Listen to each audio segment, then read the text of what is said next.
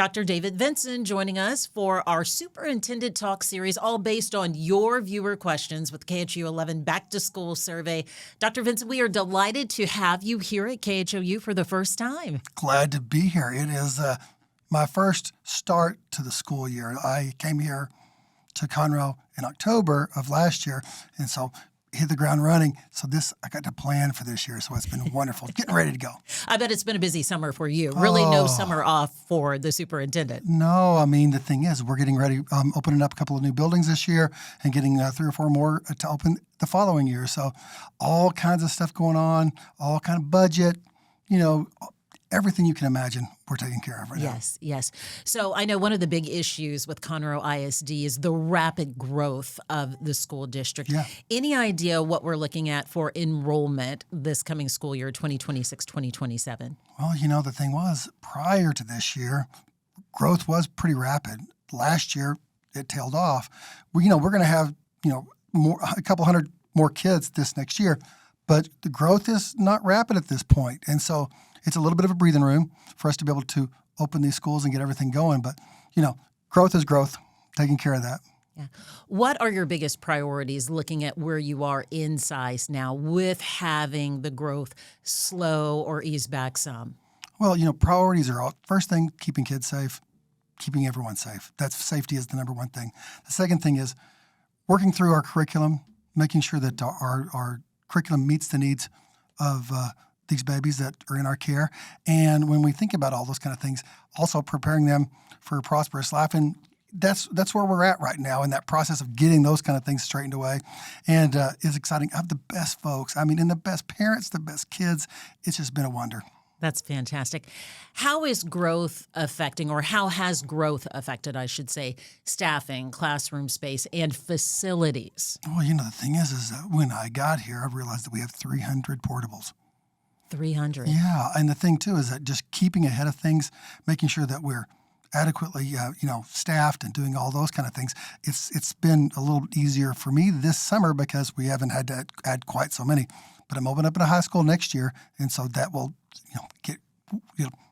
growth will happen once again, and then we'll be working through that. So yeah, the thing is it's harder right now to find teachers, and one of the things that we want to make sure is that our educators feel valued. They have hope and well-being and engagement.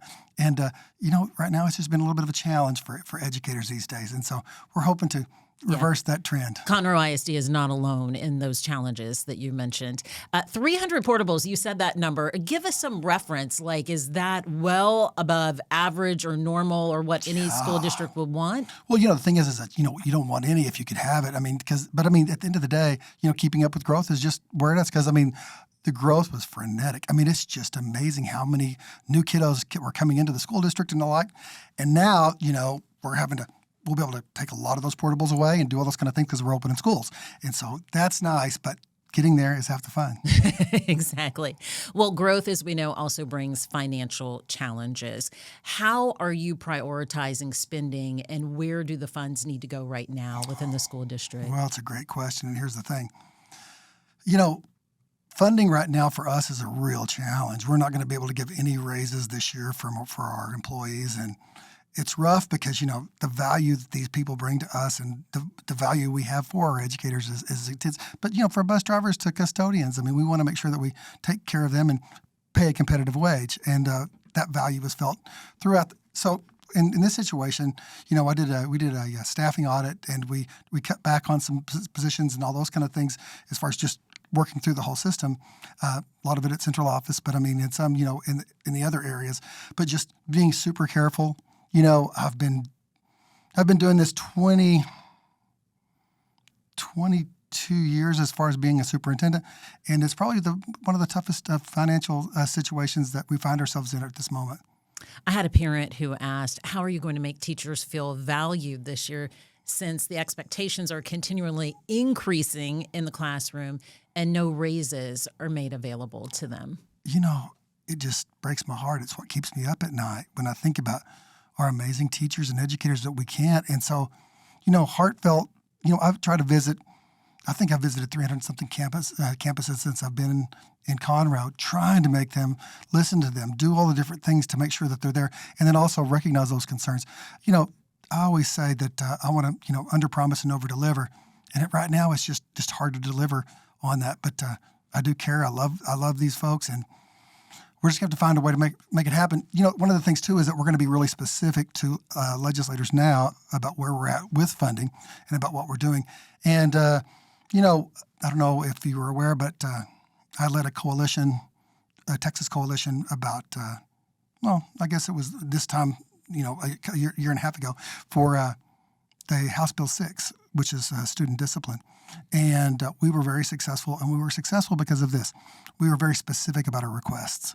And so when we're talking about this, what I'm doing is gathering, listening, and hopefully, the teachers know, even though I can't give them a raise, that they're loved and cared for. Mm-hmm. That you're advocating for them. Absolutely. You want them to know that you are advocating for them. Absolutely. Got it. So with spending, of course, comes the talk about transportation funding as well, too. And that has been an issue. Can you explain why there's been an issue for funding of transportation, bus routes, I think specifically? Well, that's one of the approaches I'm going to have this legislative year, is that, we have asked for money for what they call a basic allotment, which means just more general money, and then we have the flexibility to do whatever we need to do with it. The Texas Senate really is more specific about what they want.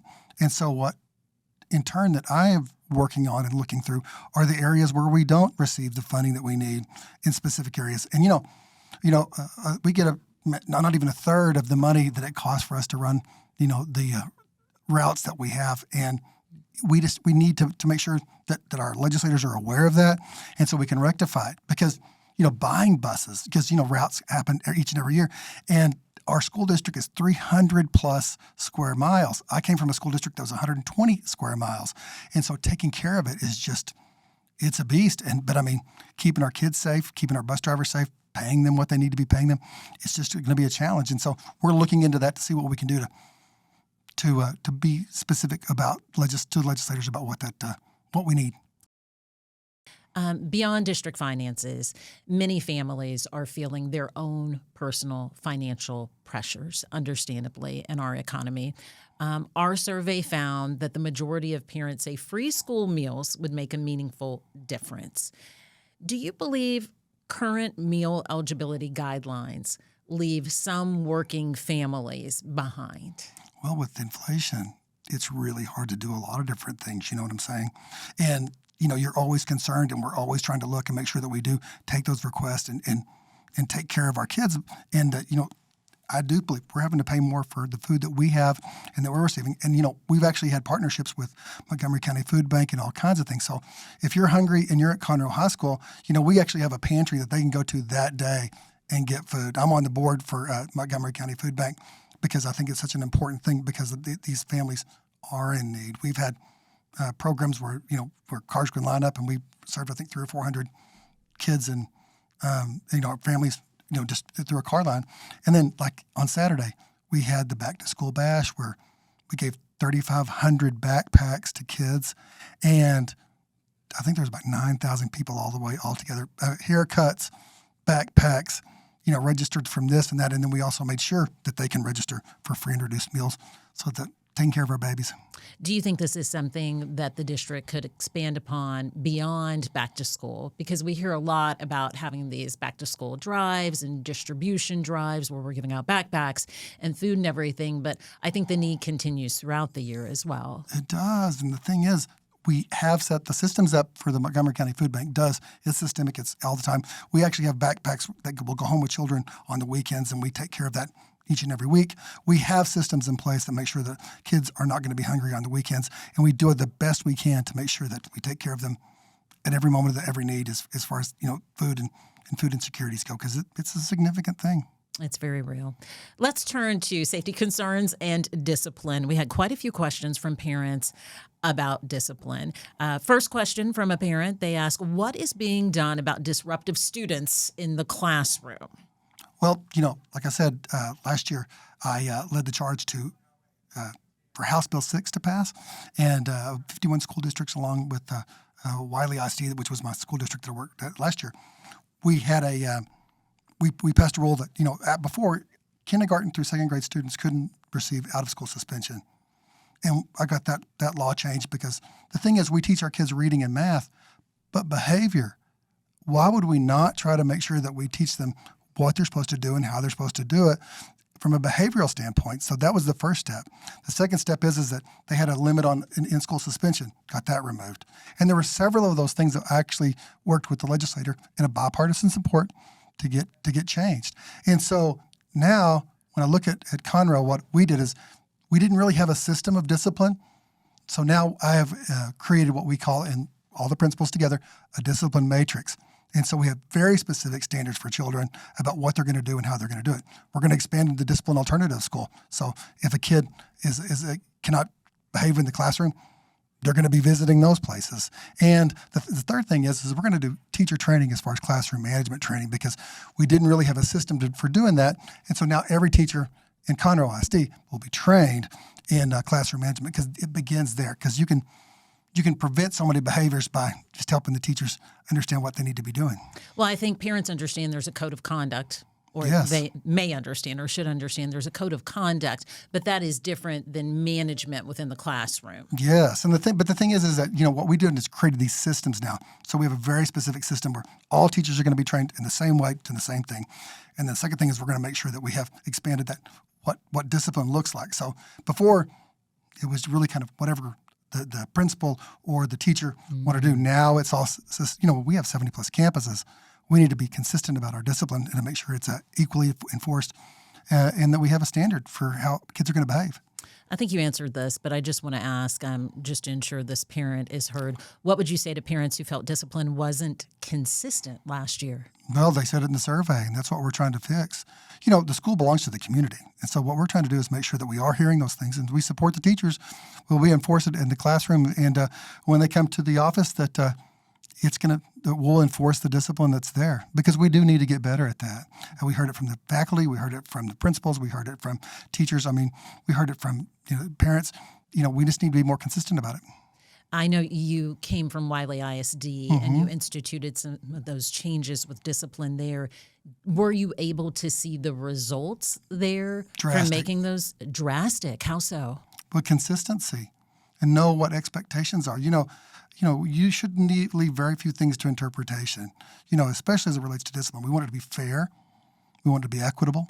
We want it to be clear. We want to make sure that kids know what's going to happen beforehand, no surprises, but we should be able to enforce that, and it should be something that's top of priority because, the other 20 plus kids in that classroom that can't learn because one student is off the chain, that can't happen. And kids should feel safe. They should feel safe in the buildings, and that's where we want to make sure we focus our attention. Speaking of kids feeling safe, it was interesting to see within our survey that bullying ranks amongst parents' top school safety concerns in this survey. What are your thoughts about that? Oh, it's always the top of concerns because, the thing is that, we live in the world that, it's not changed a whole lot, but bullying is one of those things that is always top of mind for us because that perception of I feel like I'm being treated this way and that way. One of the things that I'm doing, my PhD is in character education, and what we're going to be doing is we're implementing this thing called the Texas Standard, which we're going to be very, very specific about teaching values and character and standards of behavior and teach kids of rules of civility and a lot of those kind of things to know and be really proactive about it because that proactive nature of what we do has significant benefits on the other side. It improves behavior, it improves attendance, it improves grades, it improves everything. But we can't think about the kids are going to learn through something through just osmosis or a situation where they're going to have something on over the loudspeaker. We've got to be engaged and proactive. And what I always said is let's set the standard not only for Conroe ISD, let's set the standard for Texas because we believe that what we can do here can change our state in a really positive and significant way. It's important that they have that education and foundation in the school, but bullying goes far outside of the school and the school campus too. Yeah, and the thing too is that one of the things that we're going to really make sure that we're doing is we have an online system that all you do is you simply put you go to the website, you engage, and it's a law that we must investigate it. And so we're obligated to do that and investigate it to its end. I mean, people, like I say, not only be safe, but feel safe. And that's a big part. Because bullying, and those kids don't feel safe when they don't feel like feel like they've been treated poorly. I mean, they're not engaged. Their attention span is gone. No. Right. Yes. And so that's what we're doing. That's what we're hoping to do is listen, learn, and adapt in a way that's that the parents and the kids will feel proud, and our educators. How do you think parents will be able to tell that there is a difference with these new policies, standards, your matrix, as you said, with behavior, also with monitoring bully? How will they be able to see the results? Communication's key. What we're going to do is we're going to be real proactive about it. We're going to be talking about that when school rolls around to say, here's the things, because we want to make sure the parents know we're not playing, and the first step is just awareness. And so we're going to talk to them about what's going to happen. So the kids, there's no surprises, but they know that behavior is going to be key. Dr. Vinson, you sound like you mean business when it comes to behavior. It does. And the thing is that it's just everything. Imagine in your home if you didn't have it. I mean, my mom always said that when you come in the house, we're going to treat each other with respect and care. And I believe that every student, bus driver, teacher, principal, parent should feel that same level of safety. It should feel like home, and home doesn't have that. Got it.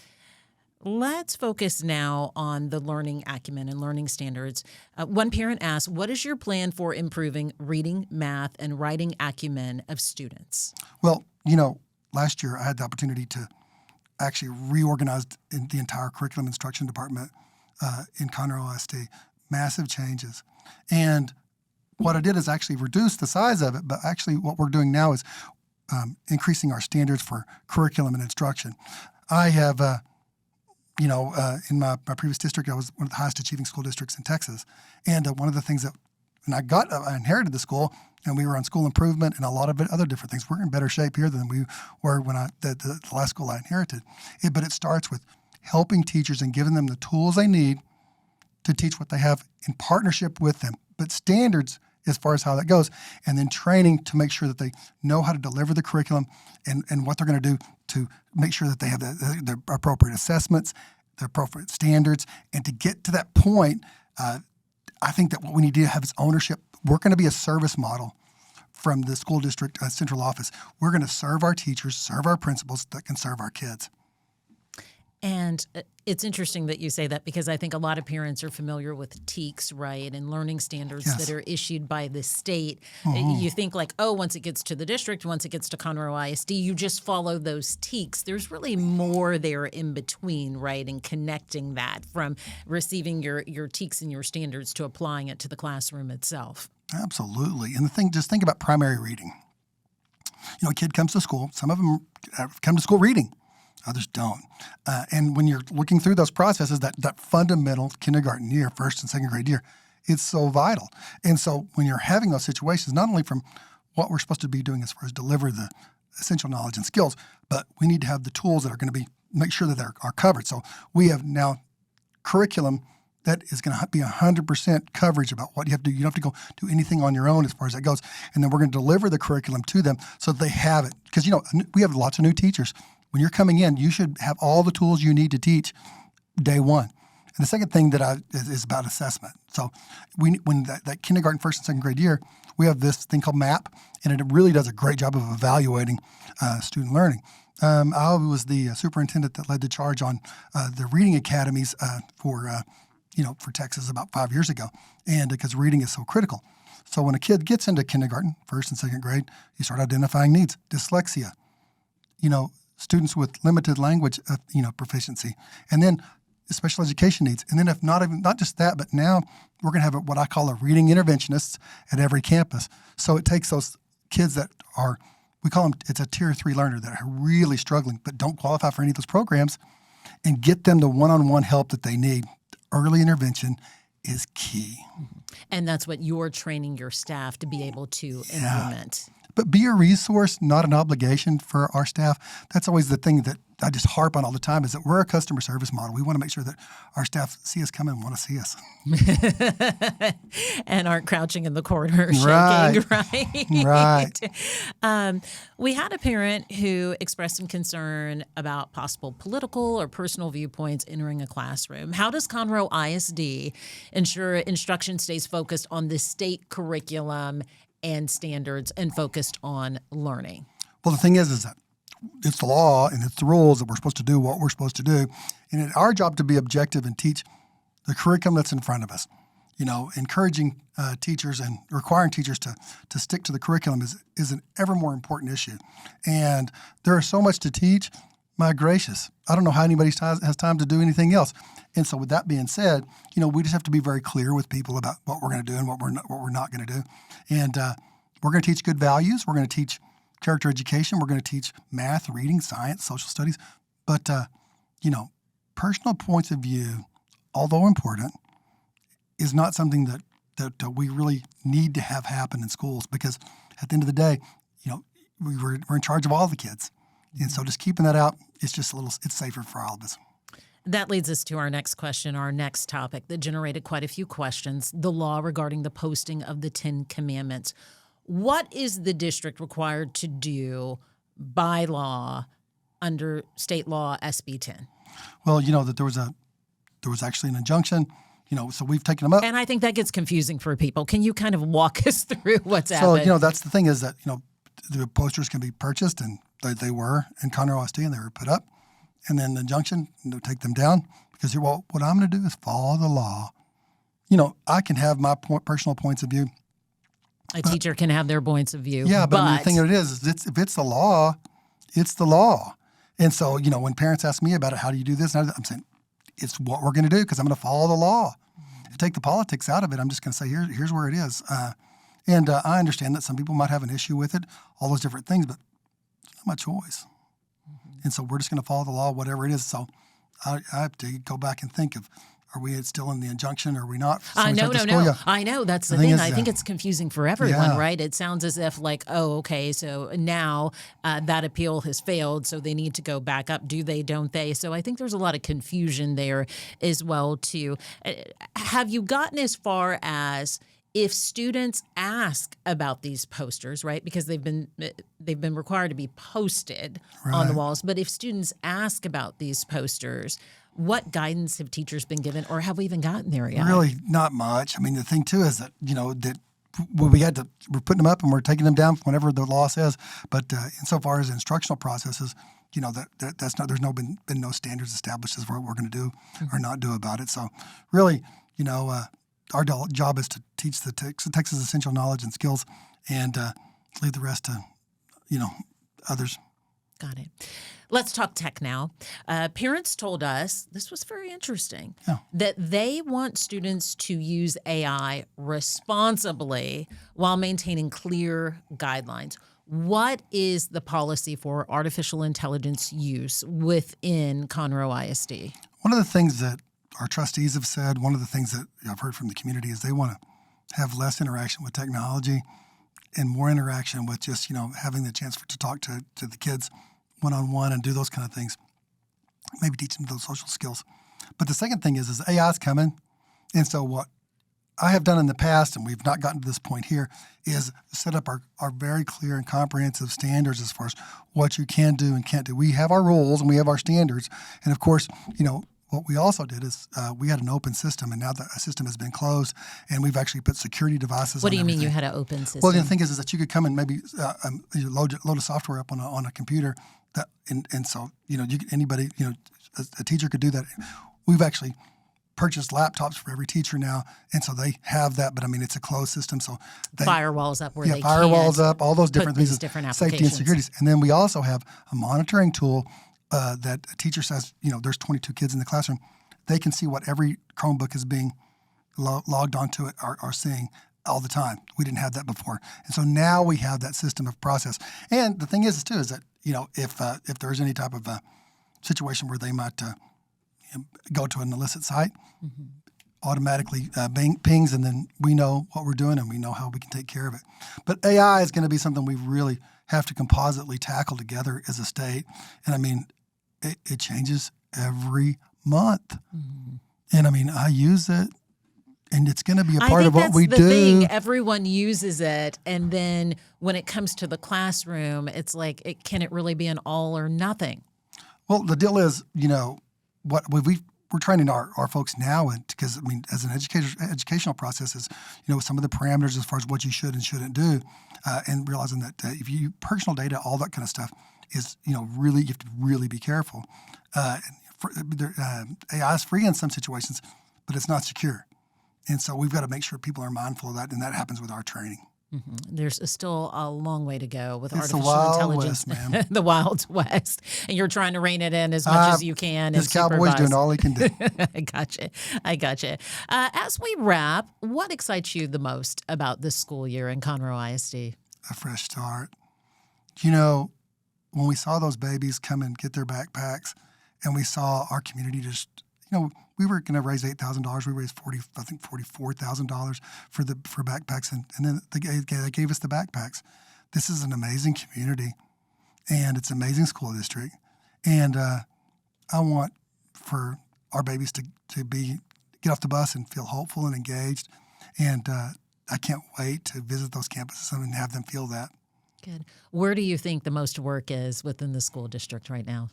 Well, I think it's making sure that our teachers feel loved and engaged.